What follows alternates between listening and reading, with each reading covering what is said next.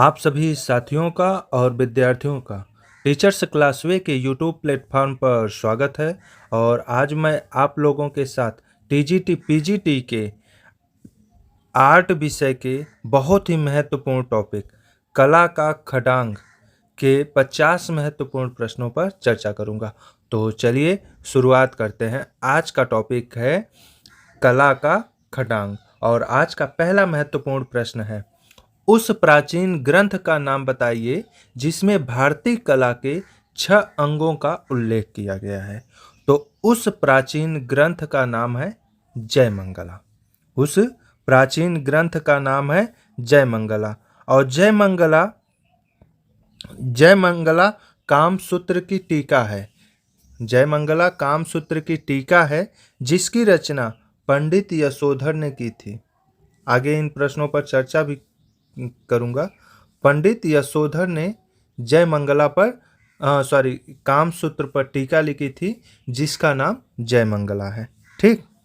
और इन्होंने जयमंगला में ही कला के 6 अंगों का उल्लेख किया था। वे 6 अंग एक श्लोक के माध्यम से इन्होंने व्यक्त किया था। और उन 6 अंगों के नाम हैं रूपभेद, प्रमाण, भाव, लावण्य योजना, सादृश्य, वर्णिका भंग। ये 6 अंग हैं। इन पर भी आगे चर्चा करूंगा। तो नेक्स्ट, निम्न में से कामसूत्र के टीकाकार कौन है? तो कामसूत्र के टीकाकार पंडित यशोधर हैं। इन्होंने ही कामसूत्र पर टीका लिखी थी। राजा जयसिंह प्रथम की सभा के यह विख्यात विद्वान थे और इन्होंने कामसूत्र पर ही टीका लिखी थी जिसे हम जयमंगला के नाम से जानते हैं। नेक्स्ट, भरत मुनि के नाट्य शास्त्र में कितने संचारी भाव हैं? तो भरत मुनि के नाट्य शास्त्र में 33 संचारी भाव हैं। भरत मुनि ने भावों को मूलतः 2 भागों में विभक्त किया था, एक अस्थाई और दूसरा संचारी भाव। ठीक। नेक्स्ट, किस रस को भावों का राजा या भगवान कहा जाता है? किस रस में भाव की प्रधानता होती है? श्रृंगार रस में। श्रृंगार रस में भाव की प्रधानता होती है। श्रृंगार रस रति भाव को भी दर्शाता है। यह भी प्रश्न पूछ सकता है आगे, इसको भी नोट कर लीजिएगा कि श्रृंगार रस रति भाव को भी दर्शाता है। नेक्स्ट, भारतीय शिल्प खडंग के लेखक कौन है? तो भारतीय शिल्प खडंग के लेखक अवनींद्रनाथ टैगोर है। भारतीय शिल्प खडंग के लेखक अवनींद्रनाथ टैगोर हैं। ठीक। नेक्स्ट, रंगों के संयोजन का ज्ञान कराता है। रंगों के संयोजन का ज्ञान कराता है वर्णिका भंग। इसका उत्तर होगा वर्णिका भंग। वर्णिका भंग से तात्पर्य है कि उचित मात्रा में रंगों की मिलावट, उनका प्रयोग तथा उचित परिस्थिति में तुलिका का उचित प्रयोग, यह वर्णिका भंग की विशेषता है। नेक्स्ट, स्थायी भाव, विभाव, अनुभाव ये किसके अवयव हैं? तो अस्थायी भाव, विभाव, अनुभाव ये सारे रस के अवयव हैं। स्थायी भाव, विभाव, अनुभाव ये किसके अवयव हैं? रस के अवयव हैं। विभाव 2 रूपों में होते हैं। पिछले वीडियो में शायद चर्चा इस पे किए थे कि विभाव 2 रूप में होते हैं, आलंबन और उद्दीपन। ठीक। नेक्स्ट, संबद्धता का सिद्धांत संबंधित है। तो संबद्धता का सिद्धांत प्रमाण से संबंधित है।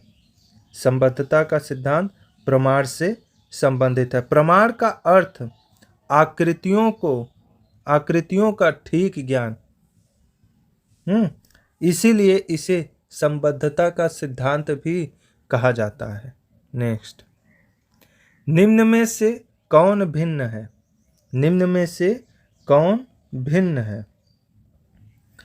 देखिए, एकता, भाव, प्रभावित, संतुलन।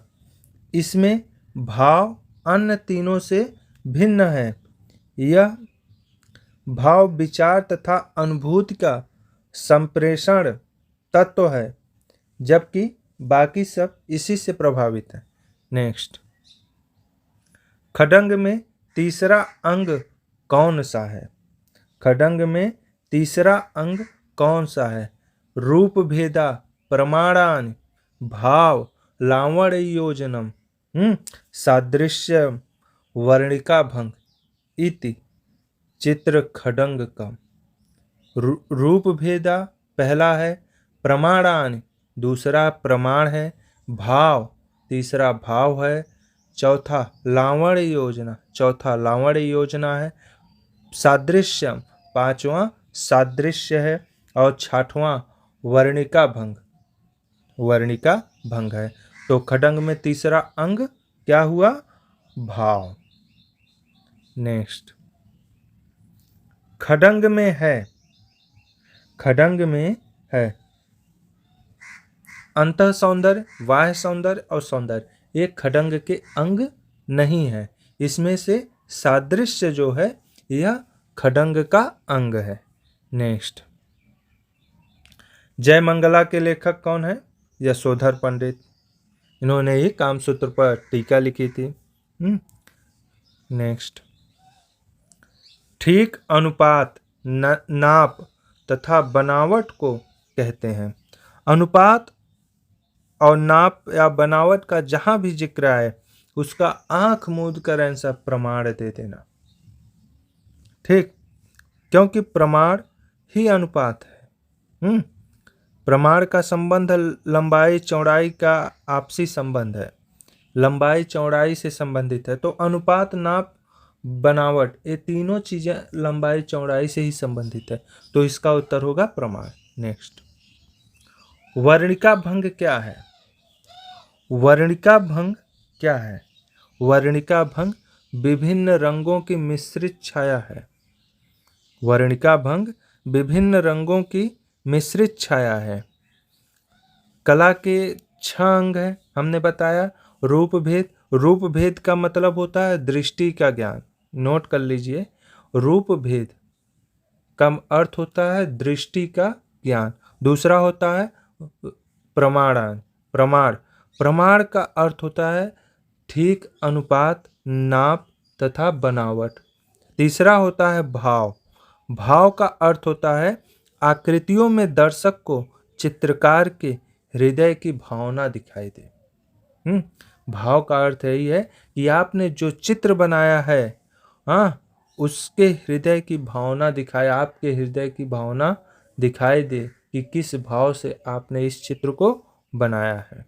तो तीसरा भाव हो गया। चौथा लावण्य योजना। लावण्य योजना का अर्थ होता है कलात्मक तथा सौंदर्य का समावेश। विभिन्न रंगों की जो मिश्रित छाया है, विभिन्न रंगों का प्रयोग, ठीक तरह से प्रयोग, लावण्य योजना। पांचवा होता है सादृश्य। सादृश्य का अर्थ होता है देखे हुए रूपों की समान आकृति। देखे हुए रूपों की समान आकृति, यह सादृश्य की विशेषता है। और छठवां होता है वर्णिका भंग। वर्णिका भंग में रंगों तथा तुलिका के प्रयोग में जो रंगों तथा तुलिका का प्रयोग, विभिन्न रंगों की मिश्रित छाया। ठीक। नेक्स्ट, भारतीय चित्रकला के 6 अंगों की चर्चा किस विद्वान ने की?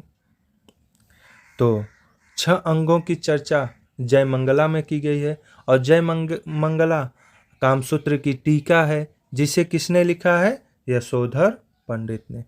नेक्स्ट, खडांग में वर्णिका भंग का अर्थ है।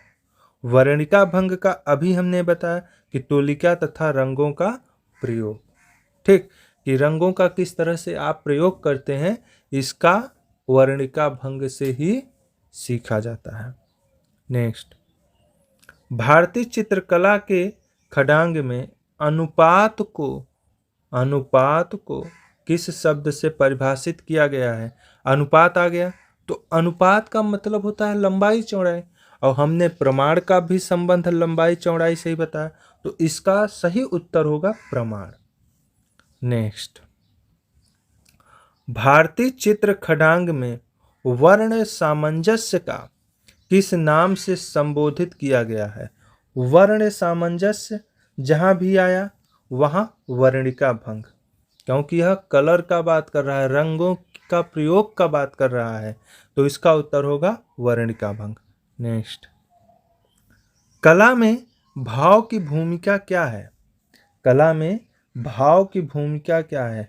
भाव का भी हमने बताया, क्या कि आपने चित्र क्या बनाया है, इसमें आपके हृदय की भाव चित्र जो दर्शक हैं उनको दिखाई दे, तो इसका अर्थ होगा कि कला में भाव की भूमिका अभिव्यक्ति हेतु है। अभिव्यक्ति हेतु है कि भाव से तात्पर्य है विचार, तरंग, हिलोर, आकांक्षा, इच्छा, अर्थात ये सभी भाव के ही पर्याय हैं। और इन्हीं सब भावों में आप चित्र बनाते हैं जिसे दर्शक देखकर आनंदित होते हैं। नेक्स्ट, भाव कला में क्या व्यक्त करता है? भाव कला में क्या व्यक्त करता है? आनंद। अभी हमने इसके पहले वाले ही प्रश्न में चर्चा किया कि भाव कला में क्या व्यक्त करता है? आनंद। चित्र सुंदर दिखता है भाव के ही कारण। अगर कोई भाव ही नहीं है तो मूर्ति भी पत्थर ही दिखेगी। भाव से ही वह मूर्ति भगवान के रूप में दिखती है। तो भाव कला में क्या व्यक्त करता है? भाव कला में आनंद व्यक्त करता है। नेक्स्ट, किस लेखक ने खडंग की चर्चा अपनी टीका में की है? तो टीका में की है, टीका कामसूत्र पर लिखी गई है और जिसमें खडंग की चर्चा की गई है, जिसे हम जय मंगला के नाम से जानते हैं, और इसके रचनाकार पंडित यशोधर हैं। पंडित यशोधर हैं। नेक्स्ट, रंग के लिए भारतीय चित्रकला के खडंग में किस शब्दावली का प्रयोग किया गया है? तो रंग के लिए भारतीय चित्रकला के खडंग में वर्णिका भंग का प्रयोग किया गया है। नेक्स्ट, भारतीय शिल्प खडंग पुस्तक के लेखक कौन है? शायद रिपीट हो गया है। भारतीय शिल्प खडंग पुस्तक के लेखक अवनींद्रनाथ टैगोर हैं। अवनींद्रनाथ टैगोर हैं। नेक्स्ट, निम्न में से बाह्य सौंदर्य का अभिव्यंजक कौन है? बाह्य सौंदर्य का अभिव्यंजक लावण्य है। लावण्य से तात्पर्य है सौंदर्य। चित्र में लावण्य अर्थात सौंदर्य बाह्य सौंदर्य का अभिव्यंजक है। चित्र में जिस कला कौशल से आभा प्रदर्शित की जाती है, उसी को हम लावण्य योजना कहते हैं। नेक्स्ट, ठीक अनुपात, नाप तथा बनावट को कहते हैं प्रमाण। नेक्स्ट, कु फा युंग पी क्या है? कु फा युंग पी यह खडंग है, यह चीनी खडंग है। चीनी खडंग है। नेक्स्ट, जैसे प्रश्न अगर पूछ लिया कि निम्न में से किसका संबंध चीन के खडंग से है, निम्न में से कौन सा चीनी खडंग है, तो उसका उत्तर होगा कु फा युंग पी। नेक्स्ट, चीनी चित्रकला का खडंग किसने लिखा? चीनी चित्रकला का खडंग किसने लिखा? तो चीनी चित्रकला का खडंग शी हो ने लिखा। नेक्स्ट, भारतीय सौंदर्य शास्त्र के खडांग में लावण्य योजना से क्या तात्पर्य है? तो लावण्य योजना से तात्पर्य कांति का है। कांति का यानी कि बाह्य सौंदर्य का अभिव्यंजक। एक चीज और है कि लावण्य योजना जो है यह भाव का अवरोधक नहीं होता। कई बार पूछा गया है कि लावण्य योजना यह भाव का अवरोधक नहीं होता बल्कि उसकी सौंदर्यानुभूति एवं कांति को बढ़ाता है। नेक्स्ट, किस शास्त्रकार ने खडंग की चर्चा अपने टीका में की है? तो इसका उत्तर होगा यशोधर पंडित। नेक्स्ट, प्राचीन भारतीय चित्रकला के खडंग में वर्ण के लिए निम्न में से किस शब्द का प्रयोग हुआ है? तो वर्ण के लिए वर्णिका भंग का प्रयोग हुआ है। नेक्स्ट, भारतीय खडंग 6 अंग के रचयिता कौन है? भारतीय खडंग 6 अंग के रचयिता यशोधर पंडित हैं, जिनकी पुस्तक जय मंगला है। जिनकी पुस्तक क्या है? जय मंगला। नेक्स्ट, उस प्राचीन शास्त्र का नाम बताइए जिसमें कला के 6 अंगों की चर्चा की गई है। तो 6 अंगों की चर्चा जय मंगला में की गई है, जो कि कामसूत्र की टीका है, जिसके लेखक यशोधर पंडित हैं। नेक्स्ट, कामसूत्र के रचयिता कौन थे? तो कामसूत्र के रचयिता वात्स्यायन थे। नेक्स्ट, प्रमाण की एक इकाई कहलाती है। प्रमाण की एक इकाई ताल कहलाती है। प्रमाण की एक इकाई ताल कहलाती है। नेक्स्ट, कौन सा शब्द खडांग से संबंध नहीं रखता? तो लय का संबंध खडांग से नहीं है, बाकी सब खडांग के अंग है। नेक्स्ट, भारतीय चित्रकला के मर्म को किसके द्वारा समझा जा सकता है? तो भारतीय चित्रकला के मर्म को खडांग के द्वारा ही समझा जा सकता है। नेक्स्ट, ताल मान संबंधित है। ताल मान संबंधित है, तो ताल मान का संबंध प्रतिमा विज्ञान से है। नेक्स्ट, नाट्य शास्त्र में भरत ने कितने भावों का विवेचन किया है? तो नाट्य शास्त्र में भरत ने कुल 49 भावों का विवेचन किया है, जिसमें से 33 संचारी भाव हैं, बाकी 8 अस्थाई भाव और 8 स्वास्तिक भाव हैं। सात्विक भाव हैं। भरत ने कुल 49 भावों का विवेचन किया है, जिसमें से नोट कर लीजिए, जिसमें से 33 संचारी भाव हैं। ठीक, और 8 अस्थाई और 8 ही सात्विक। ठीक। नेक्स्ट, खडांग का पहला अंग है रूप भेद, प्रमाणांक, भाव, लावण्य योजना, सादृश्यम, वर्णिका भंग इति खडांग। तो रूप भेद पहला अंग है। नेक्स्ट, वर्ण के लिए भारतीय चित्रकला के खडांग में किस शब्दावली का प्रयोग किया गया है? तो वर्ण के लिए लावण्य योजना का प्रयोग किया गया है। ठीक। नेक्स्ट, खडांग किससे संबंधित है? खडांग किससे संबंधित है? चित्रकला से।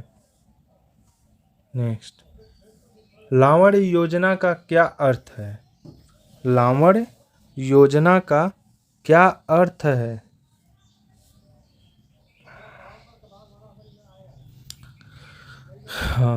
लावण्य योजना का क्या अर्थ है? लावण्य योजना का अर्थ बाह्य सौंदर्य का व्यंजक है। नेक्स्ट, भारतीय खडंग के सूत्रधार कौन है? तो भारतीय खडंग के सूत्रधार कौन है?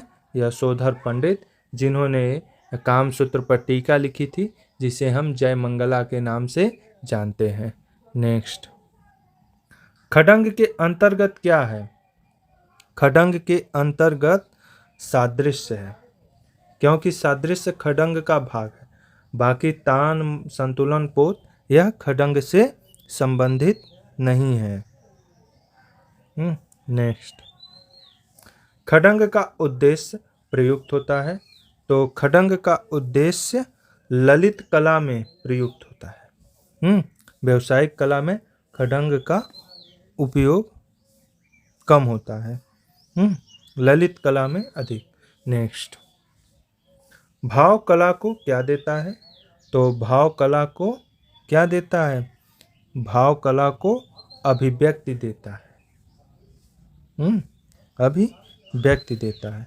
नेक्स्ट, प्रमाण निर्धारण में ताल या इकाई क्या है?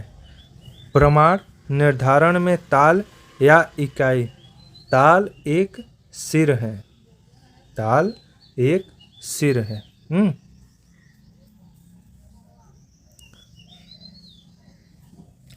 प्रमाण की दृष्टि से देखा जाए तो जो कला आचार्य थे उन्होंने 5 प्रकार के रूप बताए, जिसमें मानव, भयानक, राक्षस, कुमार और बालक। ठीक, तो प्रमाण के निर्धारण में ताल या इकाई एक सिर होता है। नेक्स्ट, निम्नलिखित में से चित्रकला से क्या संबंध नहीं है? निम्नलिखित में से चित्रकला से क्या संबंधित नहीं है या क्या संबंध नहीं है? लिपि का चित्रकला से संबंध नहीं है। लिपि एक कला है, लेखन शैली की। लिपि लेखन शैली की कला है। किस लिपि में? आज हम लोग पुस्तकें या नोट्स अपने बनाते हैं, उसको हम देवनागरी लिपि बोलते हैं, जिसको प्राचीन काल में ब्राह्मी लिपि बोलते थे। नेक्स्ट, सादृश्य का अर्थ है, सादृश्य का अर्थ है आकृति में समानता। आकृति में समानता सादृश्य का अर्थ है। नेक्स्ट, भारतीय चित्रकला का रंग विधान किसका भाग है? तो भारतीय चित्रकला का रंग विधान, रंग का संबंध किससे है? वर्णिका भंग से। तो यह 50 महत्वपूर्ण प्रश्नों का श्रृंखला था जो मैंने आप लोगों के साथ साझा किया। अगर आप लोग इसी तरह से विश्लेषणात्मक रूप से इन जितने भी MCQ हैं उनका अध्ययन करते रहेंगे और उनका नोट्स बनाते रहेंगे, तो निश्चित रूप से आप मान कर चलिए कि कला में, TGT के कला में या PGT में आपको कोई नहीं रोक पाएगा। बस करना क्या है, इस वीडियो को देखिए और इसमें जितने भी प्रश्न हैं सबका नोट्स बुक बनाइए, सबको नोट करिए। और उसके अलावा मैं जिन प्रश्नों पर चर्चा करता हूँ उससे मिलते जुलते हुए और जिन प्रश्नों पर चर्चा करता हूँ उन सभी को अपने नोट्स में लिखिए। निश्चित रूप से सफलता आपके कदम चूमेगी। धन्यवाद।